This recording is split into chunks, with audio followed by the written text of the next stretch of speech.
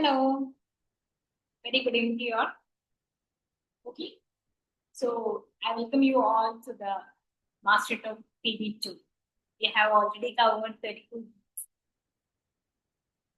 Okay, so already നിങ്ങൾക്ക് അറിയാവുന്ന കാര്യമാണ് നമ്മൾ ഫസ്റ്റ് ഓഫ് ഓൾ മെഡിറ്റേഷനിലൂടെ ആയിരിക്കും പോവുക.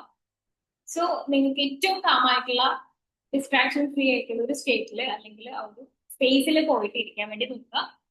Okay, if you are ready, chat ബോക്സിൽ റെഡി മെൻഷൻ ചെയ്ത് നമുക്ക് സ്റ്റാർട്ട് ചെയ്യാം.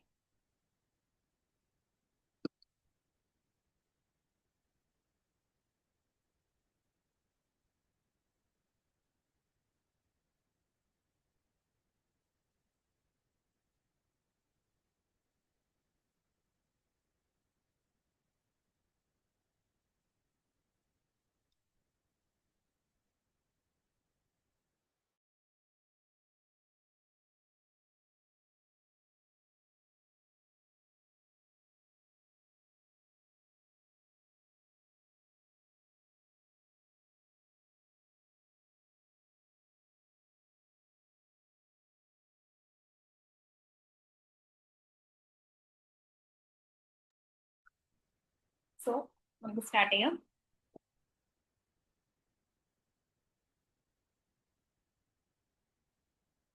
നിങ്ങൾ ഏറ്റവും കംഫർട്ടബിൾ ആയിട്ടുള്ള ഒരു പ്ലേസിലാണ് ഇരിക്കുന്നത് എന്നുള്ളത് ഉറപ്പുവരുത്തുക. ആൻഡ് സ്ലോലി നിങ്ങളുടെ ശ്വാസത്തിലേക്ക് ശ്രദ്ധിക്കാം. Take a deep breath in, hold on,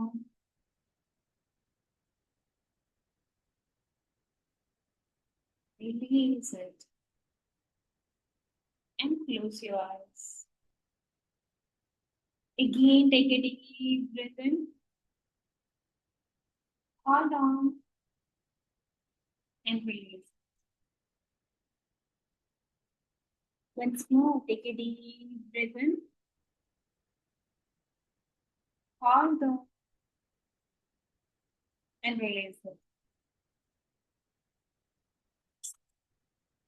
Now, you can feel yourself. നിങ്ങളിപ്പോ ഏറ്റവും കാമായിട്ടുള്ള ഒരു സ്പേസിലാണ് ഇരിക്കുന്നത്. നിങ്ങൾക്ക് നിങ്ങളെ തന്നെ ഫീൽ ചെയ്യാൻ വേണ്ടി പറ്റും.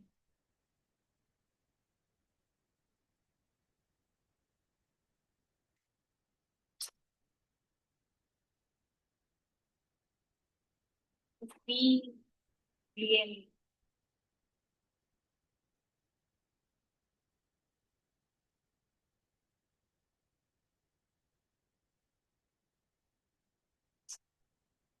ഇപ്പോൾ നിങ്ങളുടെ ശ്വാസത്തിലേക്ക് ശ്രദ്ധിക്കാം. ഓരോ തവണ ശ്വാസം എടുക്കുമ്പോൾ നാച്ചുറലി പോസിറ്റീവ് എനർജി നിങ്ങളുടെ ഉള്ളിലേക്ക് കയറുന്നു. ആ എനർജി ഒരു വെള്ള പ്രകാശമായിട്ട് നിങ്ങൾക്കുള്ളിലേക്ക് കയറും.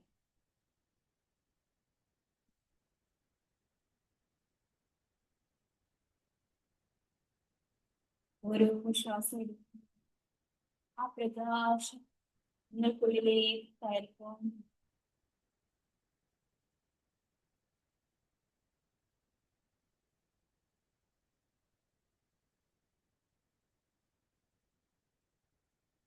ആ പ്രകാശം നിങ്ങൾക്കുള്ളിലെല്ലാം പടർന്ന് പരത്തുന്നു.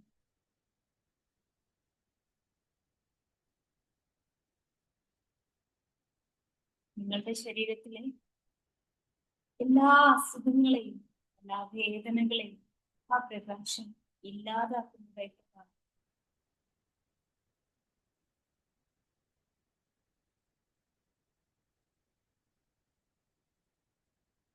നിങ്ങൾ ശ്വാസം പുറത്തേക്ക് വരുമ്പോൾ നിങ്ങൾക്കുള്ളിലെ എല്ലാ സങ്കടങ്ങളും, എല്ലാ വിഷമങ്ങളും, ദേഷ്യം, പക, നിങ്ങളെ ദ്രോഹിക്കുന്ന എല്ലാ കാര്യങ്ങളും നിങ്ങളുടെ മനസ്സിൽ നിന്ന് ഇല്ലാതായി പോകും.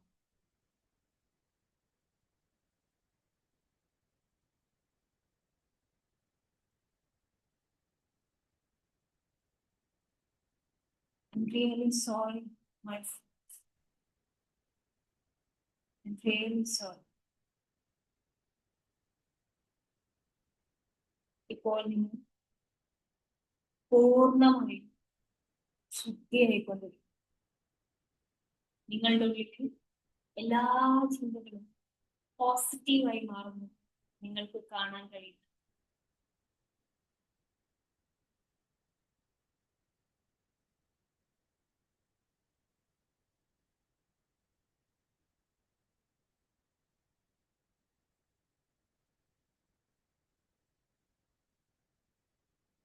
വീണ്ടും നിങ്ങൾ ശ്വാസം എടുക്കുന്നു.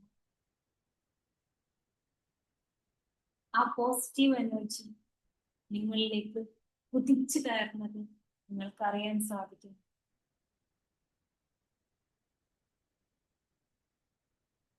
Thank you so much, myself. I thank you so much.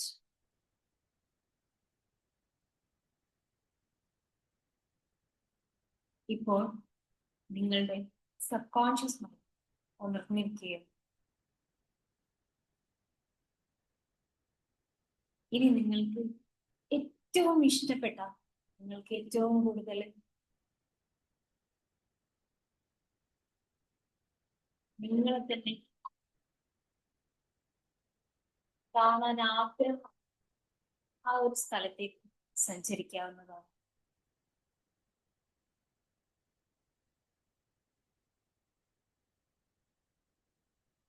നിങ്ങൾ വളരെ ഇഷ്ടത്തോടെ നിങ്ങളുടെ എല്ലാ കാര്യങ്ങളും പാക്ക് ചെയ്ത് ഒറ്റയ്ക്ക് നിങ്ങൾ ആ ഒരു സ്ഥലത്തേക്ക് പോവാൻ യാത്ര തിരിക്കും.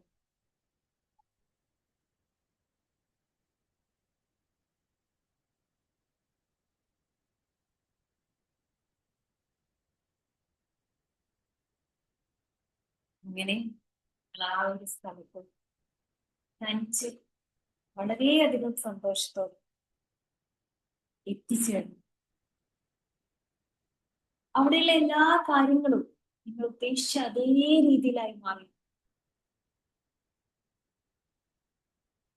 നിങ്ങൾക്ക് ഏറ്റവും ഇഷ്ടപ്പെട്ട വസ്ത്രത്തിൽ നിങ്ങൾക്ക് ഒരുപാട് ആഗ്രഹമുള്ള ആ ഒരു സ്ഥലത്ത് നിങ്ങൾ ആടി ഉല്ലസിക്കും.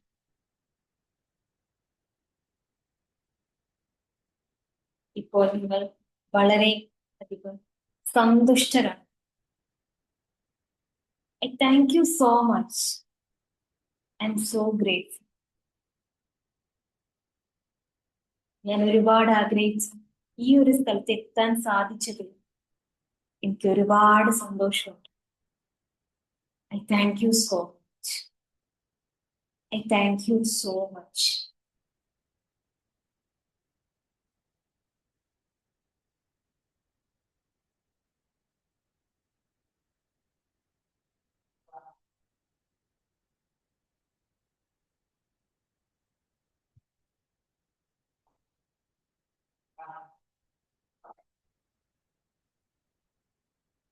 ആ ഒരു ഫീല് നന്നായിട്ട് എക്സ്പീരിയൻസ് ചെയ്തുകൊണ്ട് നിങ്ങൾക്ക് മെല്ലെ തിരിച്ചു വരാം.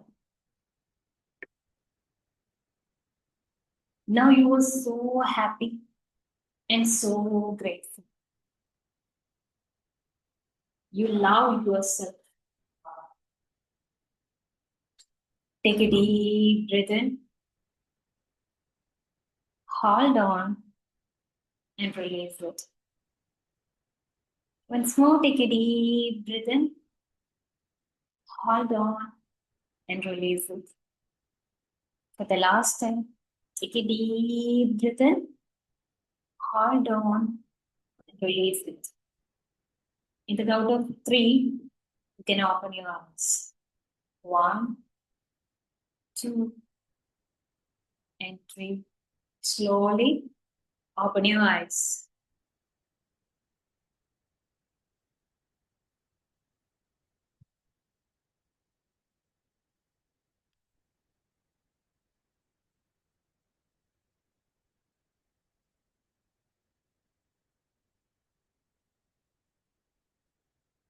So, എല്ലാരും തിരിച്ചു വന്നോ?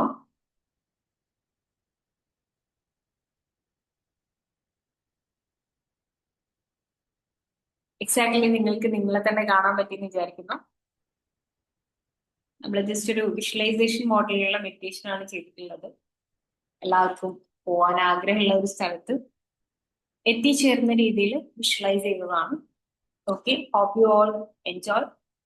നിങ്ങൾക്ക് എല്ലാവർക്കും എത്രയും പെട്ടെന്ന് അവിടെ എത്താൻ വേണ്ടി സാധിക്കട്ടെ. Okay, over to the next please.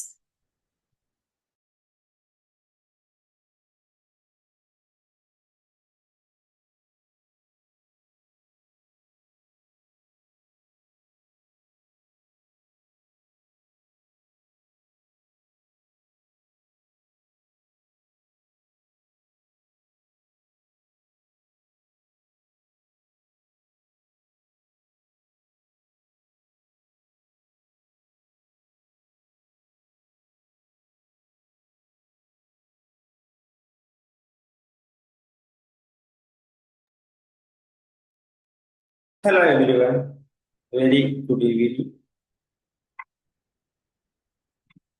Video മോഡിൽ വരാൻ പറ്റുന്ന ആളുകളൊക്കെ ഒന്ന് വീഡിയോ മോഡിൽ തന്നെ വരും കേട്ടോ. അപ്പൊ നിലവിൽ നമ്മൾ ഇന്നത്തെ പൊസിഷനിലുള്ള ആളുകളൊക്കെ നമ്മളെ പരിചയമുള്ള ആളുകളാണ്. അപ്പോ വീഡിയോ മോഡിൽ വരാൻ പറ്റുന്ന ആളുകളൊക്കെ എന്ത് ചെയ്യാം, വീഡിയോ മോഡിൽ തന്നെ വരിക. അതുപോലെ തന്നെ പുറത്ത് നല്ല മഴയാണ്. സൗണ്ടിൽ എന്തെങ്കിലുമൊക്കെ പ്രശ്നം വരുന്നുണ്ടെന്നുണ്ടെങ്കിൽ ഒന്ന് അഡ്ജസ്റ്റ് ചെയ്തിട്ട് പോവാം. നമ്മൾ സൗണ്ട് ക്ലാരിറ്റി വരുത്താനുള്ള കാര്യങ്ങളൊക്കെ ആയിട്ട് എന്ത് ചെയ്യുന്നുണ്ട്, മുന്നോട്ട് പോയിക്കൊണ്ടിരിക്കുന്നുണ്ട്. നെക്സ്റ്റ് മാസത്തൊക്കെ ആകുന്ന സമയത്ത് സൗണ്ട് ഒന്നും കൂടി ബെറ്റർ ആവുന്നതാണ്.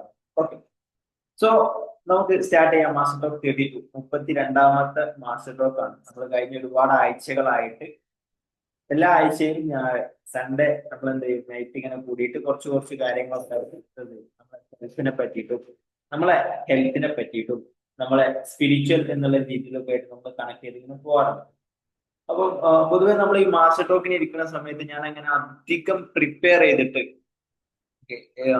ഇന്ന ടോപ്പിക് പറയണം, ഇന്ന പോയിന്റ് പറയണം, ഈ പോയിന്റ് എടുത്തിട്ട് അവൻ ഈ ടേണിംഗ് പോയിന്റിലേക്ക് കൊണ്ടുപോകണം എന്നൊക്കെയുള്ള രീതിയിൽ അധികം പ്ലാനിങ്സ് ഒന്നും വരുത്താറില്ല.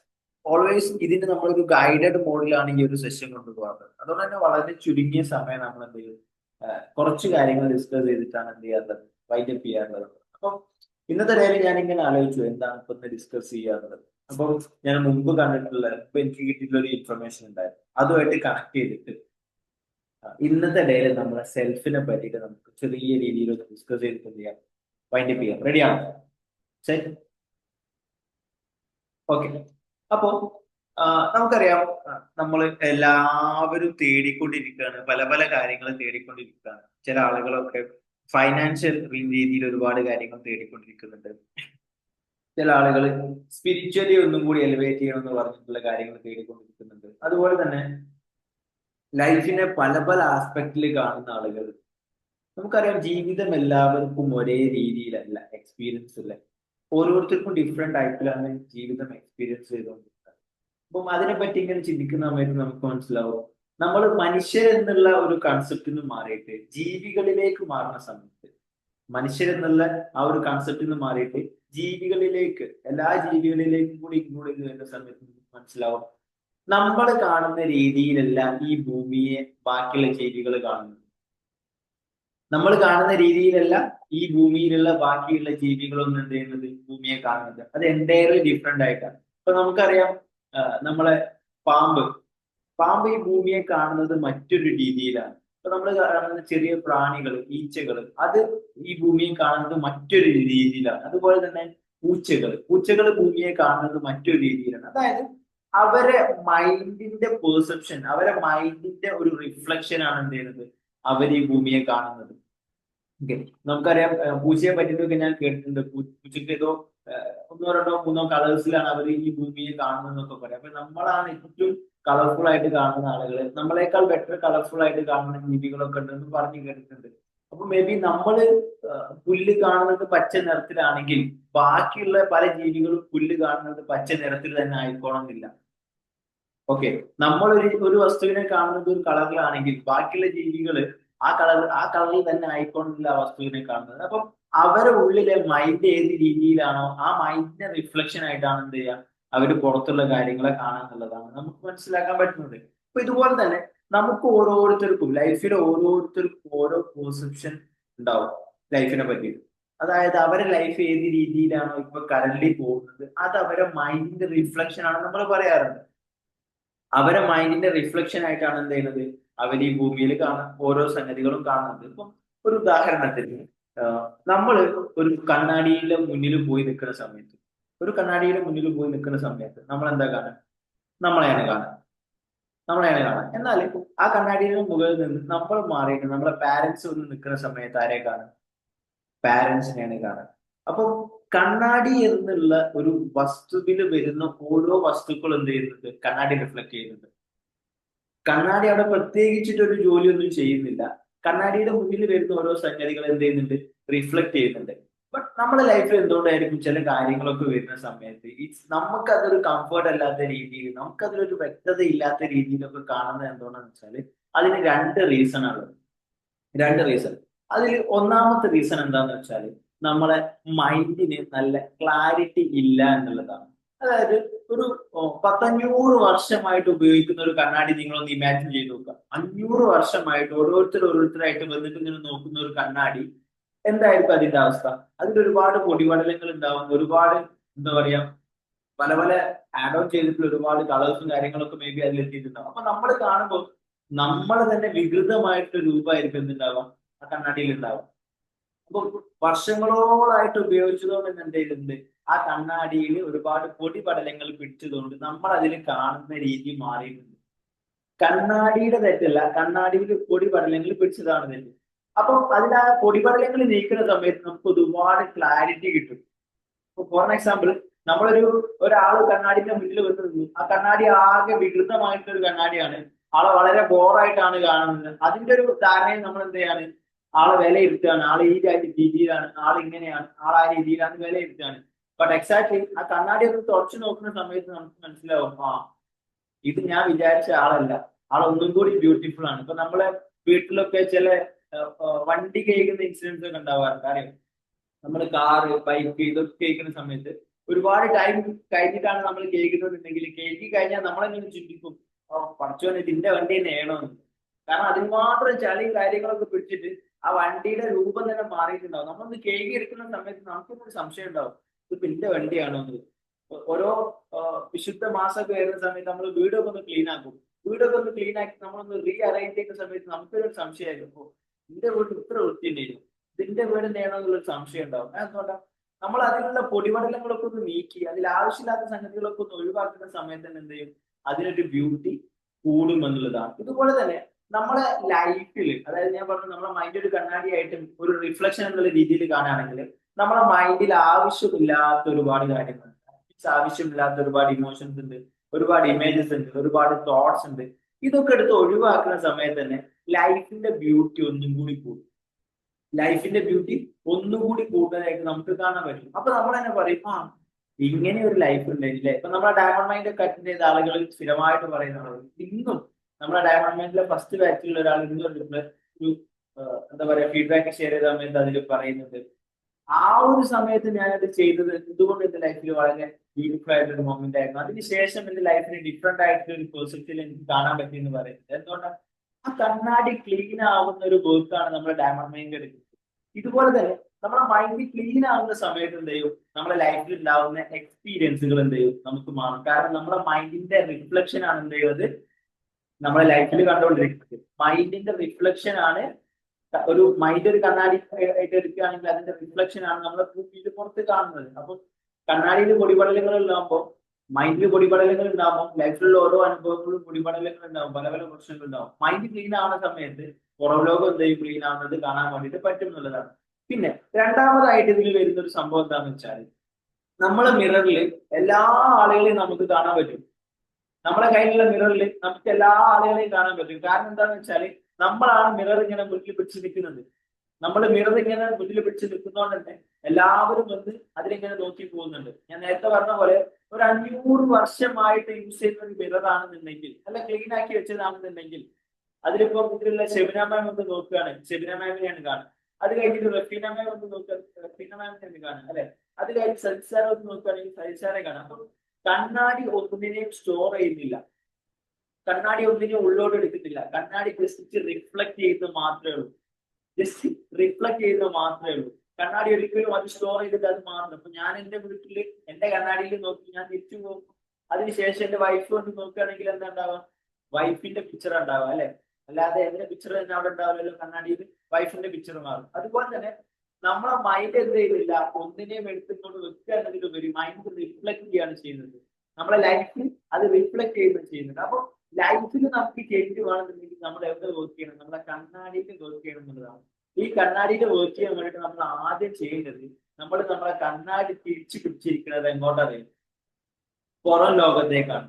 അതായത് നമ്മളെ 5 ഇന്ദ്രിയങ്ങള്, നമ്മളെ കണ്ണ്, നമ്മളെ ചെവി, നമ്മളെ ടേസ്റ്റ് ബഡ്സ്, നമ്മളെ സ്മെല്ല്, നമ്മളെ ടച്ച്, ഈ 5 ഇന്ദ്രിയങ്ങൾ ഉപയോഗിച്ചിട്ട് നമ്മളെ കണ്ണാടിയിലേക്ക് കാര്യങ്ങൾ എടുക്കാൻ വേണ്ടിയിട്ട് മാത്രമേ നമ്മൾ പഠിച്ചിട്ടുള്ളൂ.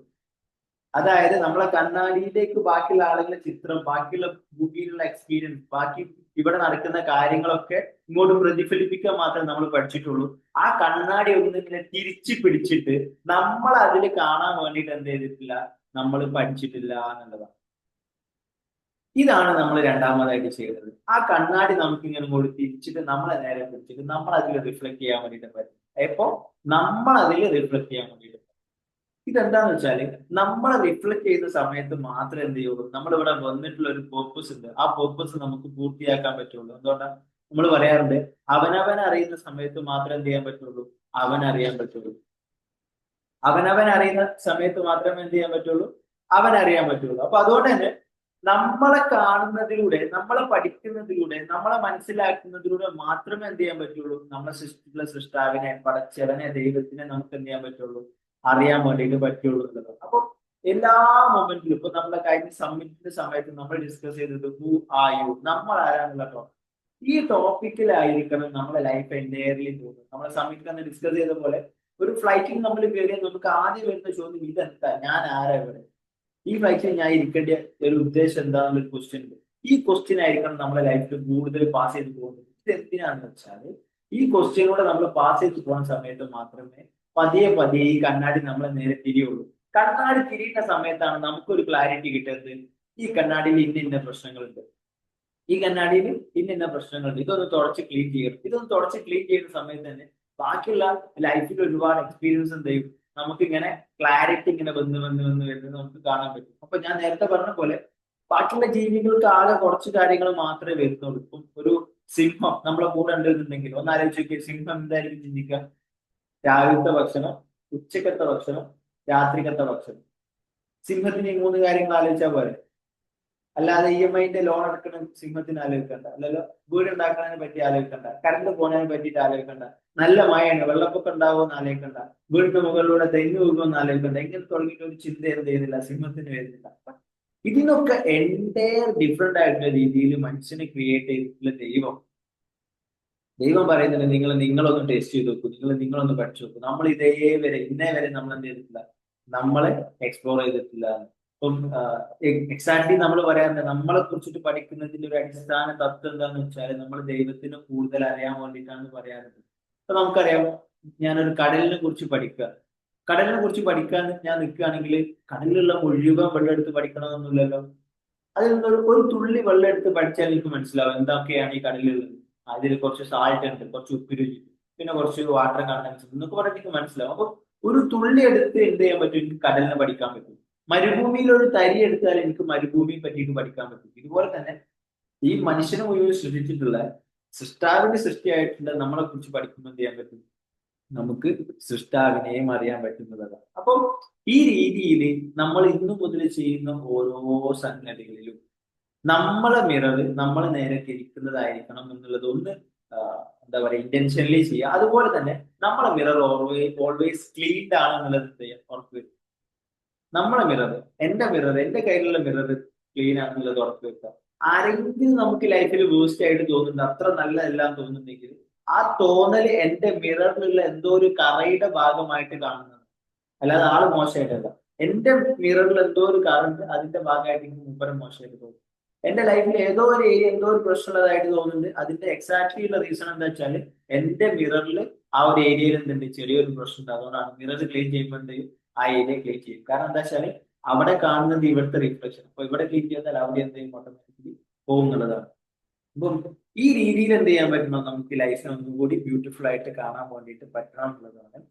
ലൈഫിൽ നമ്മൾ കാണുന്ന ഓരോ സിറ്റുവേഷൻസിലും നമ്മളെ മിറർ മെല്ലെ മെല്ലെ മെല്ലെ മെല്ലെ നമ്മളിലേക്ക് തിരിക്കുക. അതായത് ഇപ്പൊ മിറർ നമ്മൾ ബാക്കിയുള്ള ഔട്ട്സൈഡിലുള്ള ആളുകൾക്ക് കാണാൻ വേണ്ടിയിട്ട് ഇങ്ങനെ പിടിച്ചതാണ്. ബാക്കിയുള്ള ആളുകളെ റിഫ്ലക്ഷൻ എക്സ്പീരിയൻസും കാര്യങ്ങളൊക്കെ കണ്ടോ അവരെന്നെ കണ്ടുകൊണ്ടിരിക്കുക, നമ്മൾ അതൊക്കെ എടുത്തിട്ടാണ് ചെയ്യുന്നത്. അപ്പം അതിന് മാറിയിട്ട് ആ മിറർ മെല്ലെ ഒന്ന് തിരിച്ചിട്ട് നമ്മളെ നോക്കുന്ന രീതിയിലേക്ക് എന്ത് ചെയ്യും, നമുക്ക് പതിയെ പതിയെ മാറാൻ വേണ്ടിയിട്ട് പറ്റണം എന്നുള്ളതാണ്. അതിനെല്ലാവർക്കും സാധിക്കട്ടെ എന്ന് ആശംസിക്കുക. അപ്പം ഇത്രയാണ് ഇന്നത്തെ മാസ്റ്റർ ടോക്കിൽ നമുക്ക് ഡിസ്കസ് ചെയ്യാനുള്ളത്.